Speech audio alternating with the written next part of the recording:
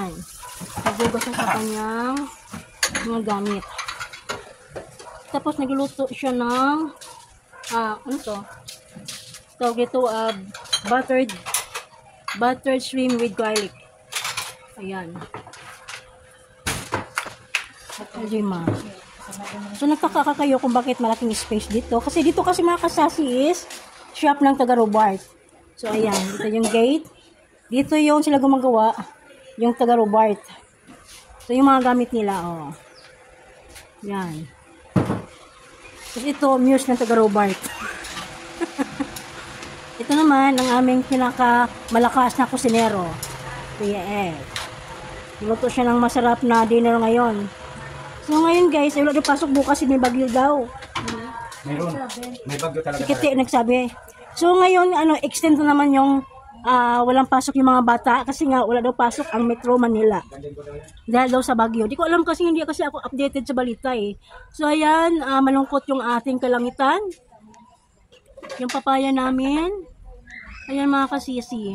Or mga kasasi, ito yung mga prutas natin. Ito yung apple mango.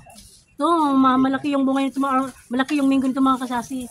Masarap kapag mahinog. Pero wag masyadong mahinog kasi nga hindi masarap yung masyadong mahinog.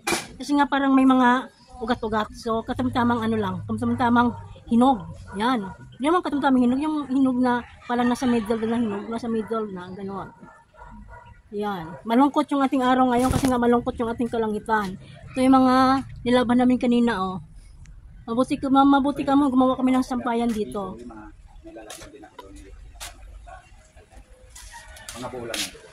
So ayan. Ayan ang ating dapat pala nilagyan natin ng ano to eh. Yung ano ilagyan? yung na ganito sa ano? Shrimp, yung ilagay. Mayroon doon na. Wag na, naluto na. Babaw na lang. So ayan guys, yun yung updated natin ngayon. Ikot ka sa agad ng ano guys, so madilim. Kasi walang ilaw. Run out. Liwanag. Niloko tayo nito ni Kuya Ed guys. Brown out daw, madilim daw. Paano kayo madilim? Maliwanag pa oh. Maliwanag pa sikat ang araw. Sabi ko nga malungkot yung ating araw ngayon kasi nga malungkot din kalangitan. Kasi maulan. So ngayon, tuwang-tuwa yung mga bata ngayon sa walang pasok.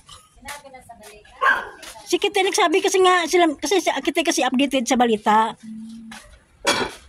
Updated. Metro Manila daw eh, NCR tayo eh. Ako. NCR. Oo, NCR tayo. So yung mga aking Hirap pag nasa-CR tayo. Kuya Ed, mabugbugin kita. Niloko mo naman ako ha. So ipapasyal ko kayo dito. Yung amin. Ito mga guys, ito mga motor guys. Ito ibibenta namin to. 30 lang kilo. Bibenta natin to kasi nga dito nila nilagay yung mga motor nila. Ibenta natin. Ito kay Kuya Ed, sell ito. Ayan, malang kilo niya. Sa kanya guys ano lang to guys. Ano na lang ito, 5K na lang ito. Sana mag-mind dyan. Baka sabihin ng mga viewers, mag-mind ako. Ito naman, di ba kay Joward dito? Kay Joward din yan, butuloy. Ito kay Joward kasi nga, dito niya, tinatambay yung motor niya. Isasal namin to na halagang 15K na lang to guys, 15K.